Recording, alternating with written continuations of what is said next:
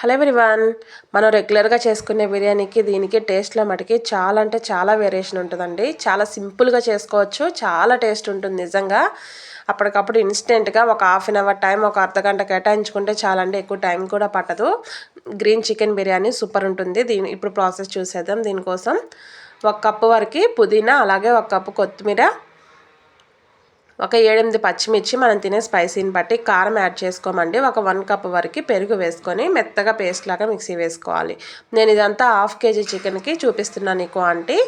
ఇప్పుడు మనం క్లీన్ చేసి పెట్టుకున్న చికెన్లో ఫ్రెష్గా దంచుకున్న అల్లం వెల్లిగడ్డ పేస్టు, బ్రౌన్ ఆనియన్స్, ఉప్పు, పసుపు, అలాగే కొంచెం గరం మసాలాలు, మనం ఆల్రెడీ పేస్ట్ పట్టుకున్నాం కదా కొత్తిమీర పేస్ట్, ఇది, అలాగే ఒక హాఫ్ చెక్క నిమ్మరసం వేసుకొని మంచిగా ఒకసారి చికెన్ మొత్తానికి పట్టే విధంగా కలిపేసుకోవాలండి. ఇంకా దీంట్లో మనం ఎటువంటి కారం కానీ ఇంకా ఎక్స్ట్రా స్పైసెస్ ఏమి యాడ్ చేయం. జస్ట్ కొంచెం ధనియాల పొడి, ఒక 1 స్పూన్ ధనియాల పొడి, ఒక 1 స్పూన్ బిర్యానీ మసాలా పౌడర్ వేసుకుంటాం అంతే.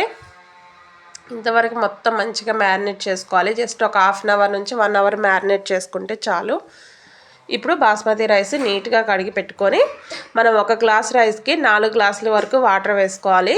అలా వేసుకుంటేనే మనకి రైస్ అనేది మంచిగా ఉడుకుతుంది, ఎక్కడ మెత్తబడకుండా పలుకులు పలుకులుగా వస్తుందన్నమాట. ఇప్పుడు మనం క్లీన్ చేసి పెట్టుకున్న రైస్లో హోల్ గరం మసాలా, అలాగే కొంచెం ఒక 1 స్పూన్ వరకు ఆయిల్, ఒక 1 స్పూన్ లెమన్ జ్యూస్ వేసుకొని ఒక అరగంట సేపు నాననివ్వండి.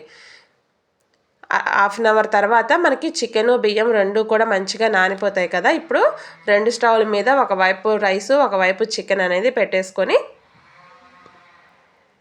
ఉడికించుకోవాలి. చికెన్ ఒక 5 మినిట్స్ ఉడికితే చాలండి, మనకి మంచిగా ఉడికిపోతుంది. చూస్తున్నారు కదా, రైస్ కూడా మనకి హాఫ్ బాయిల్ అయిపోవాలి. ఇలా పొంగు రాగానే మనకి రైస్ అనేది ఒక పలుకు పట్టుకుంటే ఒక 70% వరకు ఉడికిపోవాలి. ఇలా ఉడికింది అనుకున్నప్పుడు స్టవ్ బంద్ చేసుకొని ఇలా మనం ఆల్రెడీ ఉడికిస్తున్నాం కదా చికెన్, దాని మీద ఇలా లేయర్ లాగా వేసుకోవటం. అదే ఎక్కువ క్వాంటిటీ అయితే 2-3 లేయర్స్గా వేసుకోండి, చాలా బాగుంటుంది.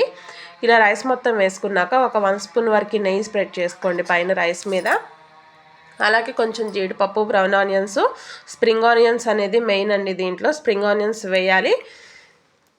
ఇవన్నీ వేసుకొని ఒక 15 మినిట్స్ దమ్ పెట్టుకుంటే చాలండి. 15 మినిట్స్ తర్వాత ఒకేసారి ఓపెన్ చేయకుండా స్టవ్ బంద్ చేశాక ఆఫ్టర్ 5 మినిట్స్ ఓపెన్ చేయండి. చూసారు కదా ఎంత బాగా కుక్ అయిపోతుందో.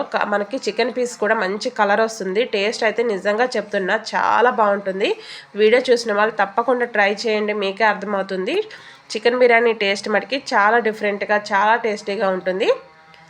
వీడియో కానీ నచ్చితే లైక్ చేయండి, సబ్స్క్రైబ్ చేసుకోండి.